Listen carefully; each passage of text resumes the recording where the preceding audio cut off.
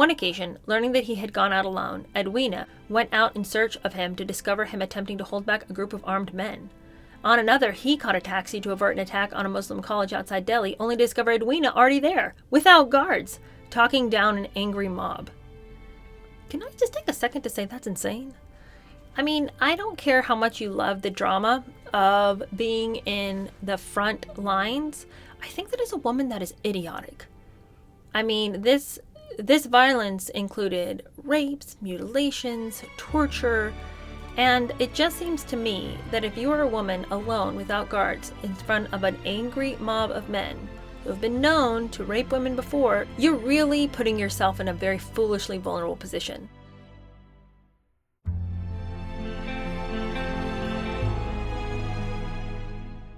Hello, how are you? Welcome to my channel. My name is Cheer Denise. Today we're going to be doing Chapter 19 from the Mountbattens. This chapter is entitled Governor General, and while the last chapter was so dense, I felt that nothing I could add would be edifying to you, so I simply read that chapter. We're going to go back to our typical way in which I read and we talk and we sort of discuss as we go along. This chapter, though we're still going to be talking about the political situation in India, does talk more about the human side, the sort of the dramatic relationships that are unfolding, and some of the violence, the chaos of the scene as the Muslims, Sikhs, and Hindus erupt in violence over the boundary lines that were drawn by Mr. Radcliffe from the last chapter. The chapter won't be excessively long because I am going to skim it for the highlights just to keep the story moving. But one of the things that we are going to talk about in this chapter is the relationship between Nehru and Edwina. We're going to really see them working shoulder to shoulder in some of the conflicts in the actual streets. It's going to lead them to have this very tight bond that is expounded upon in the next chapter called A Deeper Attachment. But in this chapter, we're really going to focus on the relationships between key players. We're going to be talking about the drama, the chaos in the streets, and just the general sense that there's no answer to solving this problem. But I think that this chapter is a little bit more accessible than the last chapter was, so I hope you enjoy this one. Okay, it begins by saying the next day, the new Earl Mountbatten of Burma handed copies of Radcliffe's report to the Indian and Pakistani leaders, who were given 2 hours to study it before a meeting at Government House. The response was predictable. Everyone was unhappy. One of the criticisms directed against Mountbatten is that he favored a strong India against a weak Pakistan. So there's this one example where there was 400 square miles of administrative area, and it had been equally divided between the Indian and Muslim populations. But the issue was that there was a main arsenal of the Indian army, where there was this important bridge over the Sutlej River, and the headwaters, which were vital for the irrigation of the Bikaner, had been awarded to Pakistan. It is claimed that Radcliffe may have had pressure put on him by Mountbatten after the Maharaja of Bikaner, learning of the decision, saw Mountbatten and threatened to accede to Pakistan unless the decision was changed. How did outsiders know about the boundary decisions? Most probably through Roa Sahib V.D. Ayer, Assistant Secretary to the Boundary Commission, and a Hindu who leaked to V.P. Menon, a close associate of Nehru. Certainly, many of the boundary decisions had leaked out earlier. So you're getting all of this even before the report had ever come out. Everyone's talking about the boundary lines. Everyone's angry about it. Everyone's coming to Mountbatten saying, well, I heard X, Y, and Z is going to go down, and if I don't get what I want, there's really going to be hell to pay. Well, you can imagine that Mountbatten, just wanting things to sort of settle down so he can move on, is going to try to figure out how to give everybody what they want at the same time. The issue is there's no way. There's zero way for him to make everybody happy. People are aggressively discontent. And not because it's political, but because it's religious. When a religion is mixed up into politics, things get ugly because it's not just a way of life. It's a way of soul being. So how are you going to impede on me and my soul? I'm going to fight, and I'm going to fight hard if I think that you are mucking around in my spirituality. That's a whole new feeling. And so we have 3 different sects of people who feel that way. And it's going to get ugly. In Ismai's paper, there is a reference to a meeting between Mountbatten and Radcliffe in which they discussed the problems surrounding the irrigation issues. They agreed that if Firozpur was given to India, then there must be equal favors to Pakistan, such as the Chittagong Hill tracts in Bengal, which was better than the Punjab, given the complicating extra factor of the Sikhs. This was probably a lunch on the 12th of August when Ismay invited Radcliffe and Mountbatten, but pointedly did not include Radcliffe's deputy, Christopher Beaumont. Mountbatten was under constant pressure to interfere, and there is evidence that he may have done so, though whether it was always in India's favor is more debatable. The immediate response to the boundary decision was panic and a flood of refugees, as Muslims and Hindus escaped what they perceived might be violence, confiscation of property, persecution, and religious discrimination in each respective country, even though Jinnah had insisted that the rights of minorities would be protected. The situation was further inflamed by Sikhs threatening to create a separate Sikh state through terror. By August 27th, it was estimated over 10 million people were on the move to the Punjab alone. It also brought a cycle of violence as each atrocity was countered by another in revenge. At the end of August, the train on which Wenty Beaumont, one of Mountbatten's ADCs, and his fiancée Sarah, daughter of Pug Ismay, was returning to Britain was ambushed and 100 Muslims killed. Only Beaumont's bearer, whom they had hidden under their seat, survived. The following day, the Viceroy's treasurer and his wife were murdered in another train to Delhi en route to their son's funeral, also killed in the communal violence. This violence, which had never really gone away since the Great Calcutta Killings of August 1946, now became widespread and especially vicious, with a particular emphasis in the Punjab, with Sikhs and Hindus killing Muslims and Muslims retaliating against Sikhs. Large gangs, often 600 strong, roamed the area, systematically raping, mutilating, and then killing. The charge sheet against Mountbatten is that he did not sufficiently anticipate the communal violence, especially the dangers posed by the Sikh community. Even when it took place, he did too little too late. Well, yeah, I think the thing that's frustrating with Mountbatten is he'd been warned.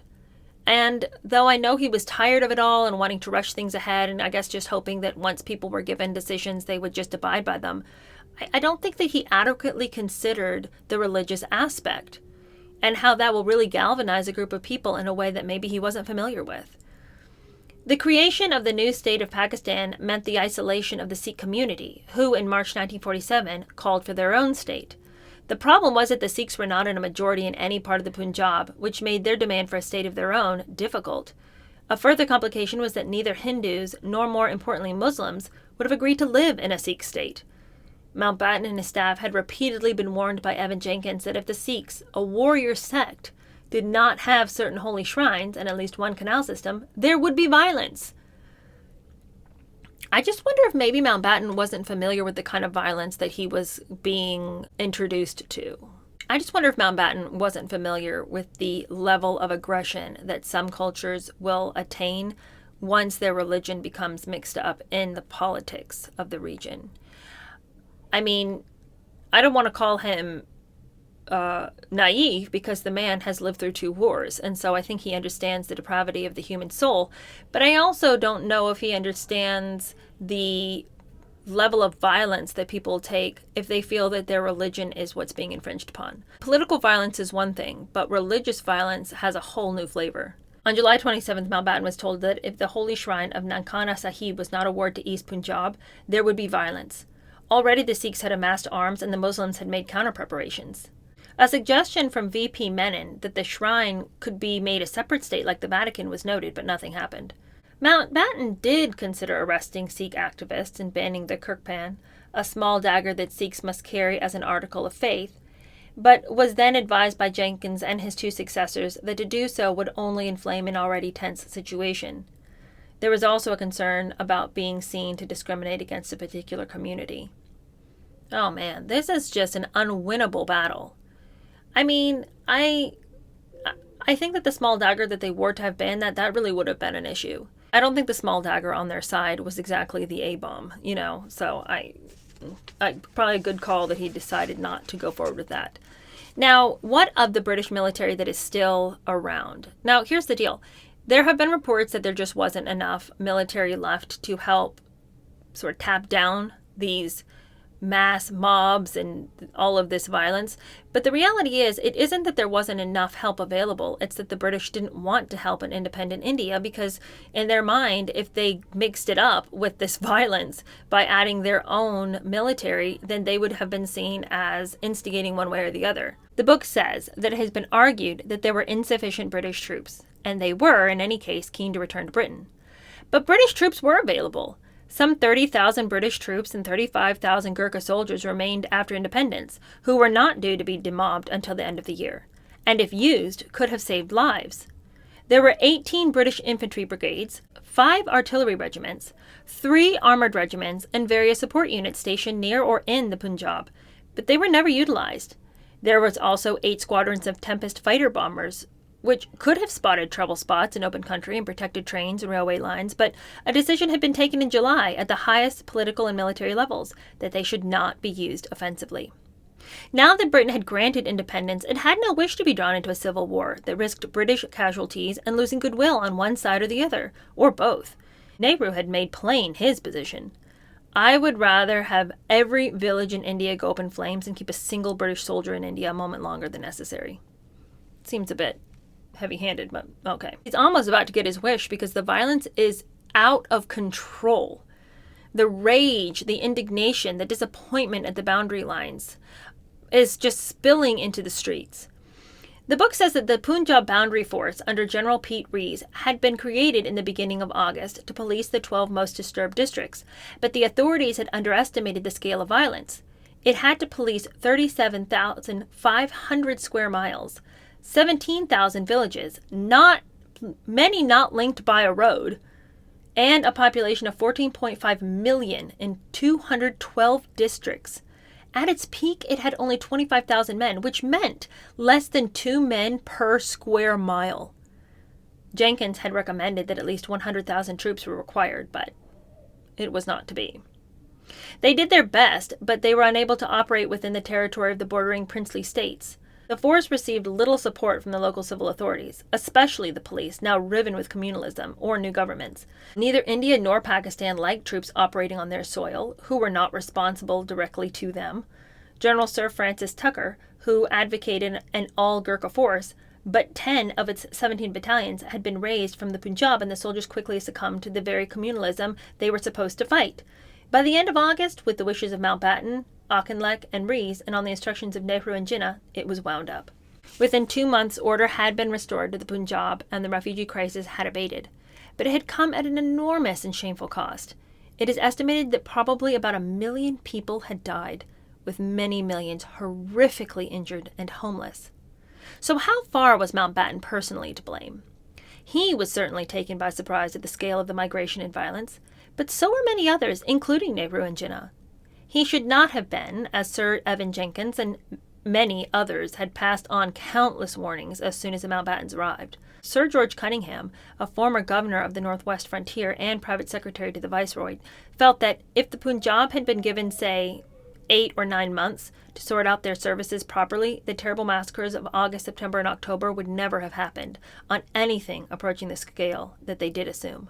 Certainly if the governors had received advance warning of the boundaries, troops would have been deployed in readiness for any trouble. Mountbatten's decision not to arrest the Sikh leaders, on the advice of Nehru and the governors designate of East and West Punjab, Sir Chandulal Trivedi and Sir Francis Moody, now also looks like the wrong call.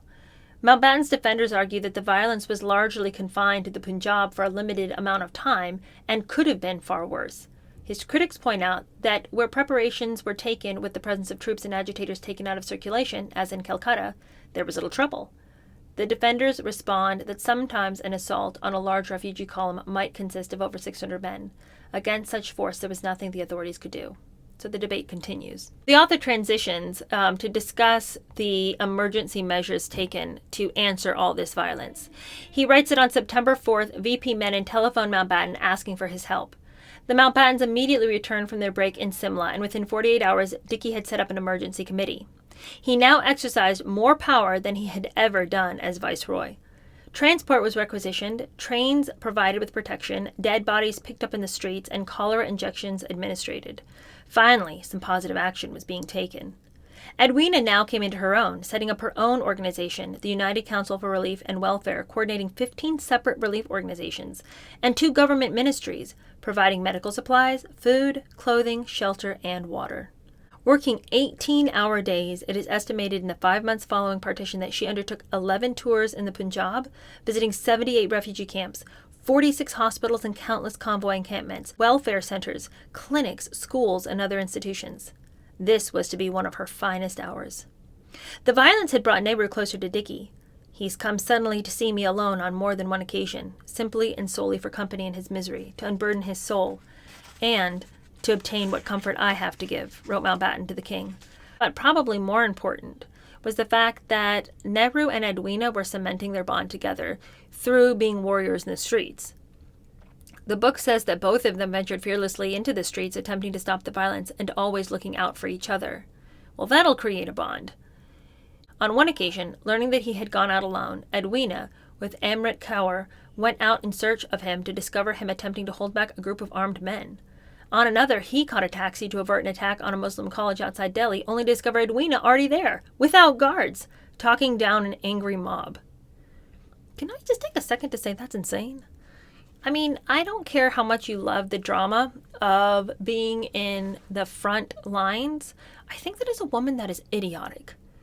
I mean, this violence included rapes, mutilations, torture, and it just seems to me that if you are a woman alone without guards in front of an angry mob of men who have been known to rape women before, you're really putting yourself in a very foolishly vulnerable position. Now, the book doesn't say she was ever attacked, and thank God for that. But she could have easily been. I don't understand the mentality. Like, do you have a wish to be mistreated? Because that is wild. And where was Dickey? I mean, if I had been her husband, I would have flipped out if I found out that my wife was in the streets with the mobs, trying to hold them back. Like, she better thank her lucky stars that Nehru showed up, because God knows where that could have ended. A further problem at the end of October was that some 5,000 Pathan tribesmen moved on Kashmir in a pre-organized plan and thought to have the assistance of the Pakistan authorities in response to a campaign of genocide against Muslim Kashmiris. The Maharaja, who had yet to commit himself to either India or Pakistan, requested assistance from India to prevent further looting and killing. Mountbatten, as chair of the Indian Defense Council, was drawn into the dispute. The Indians now argued that the state must accede to India before troops could intervene. In fact, they were dispatched before the ruler had signed the accession to India, and his signature was only backdated after pressure from Mountbatten and Nehru. It appeared to be further evidence of how the Mountbattens were in the pocket of Nehru. Yeah, I would definitely say they were. The Mountbattens were now being drawn into a political maelstrom, which, for many Muslims and others, suggested that they were under the influence of Nehru, who was Kashmiri by descent and emotionally drawn to the region. Ian Stevens, editor of the British owner The Statesman, who had been under pressure from Mountbatten to give a stronger pro-Hindu line in the paper, dining with the Mountbattens at the end of October, was startled by their one-sided verdicts on affairs. According to him, they seemed to have become wholly pro-Hindu. The atmosphere at Government House that night was almost one of war. Pakistan, the Muslim League, and Mr. Jinnah were the enemy. This tribal movement into Kashmir was criminal folly, and it must have been well organized.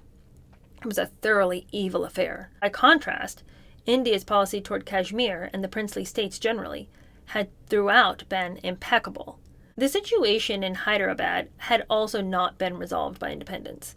The Nizam, one of the richest men in the world, continued to prevaricate about which country to join, partly in the hope that he might be able to become an independent state. He himself, recognizing the country's best interests were served by joining India, was in hock to Muslim fanatics. The challenge was to convince him of joining India, but still make him believe he was independent. He was given until August 1948 to make up his mind, but he still refused to make a decision.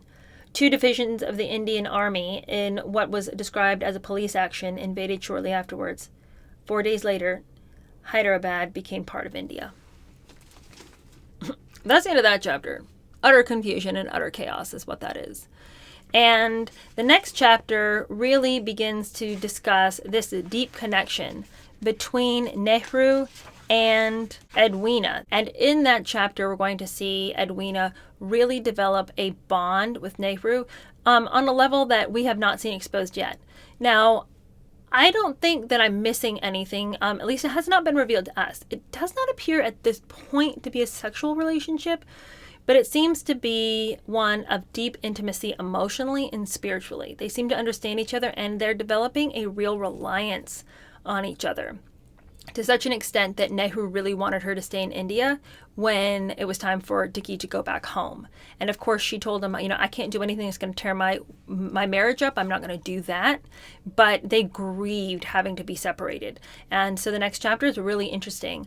And so we'll get into more of that next week. The trajectory of this book is really going to change, though, now that they are transitioning away from India. So we have lots to cover. There are still huge revelations in this book to be had, specifically about Dicky and his relationship to young men.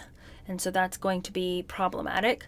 And also in the next chapter, we're going to talk more about his relationship with Prince Philip and how Prince Philip was really beginning to be annoyed by how much he felt that his relationship with the royal family was being interfered upon by Mountbatten. He felt like Mountbatten needed to get his oar out, that he could handle himself, that he was a man, and he didn't need Mountbatten to hold his hand all the time. So that's an interesting element for next week as well. All right, thank you guys so much for watching, and I'll see you guys later this week with more from the Housekeeper's Diary. I'm going to make a real push to finish that this week because the following week I'm going on vacation with my family. So, all right, it was good to seeing you, and I'll see you again soon. Bye.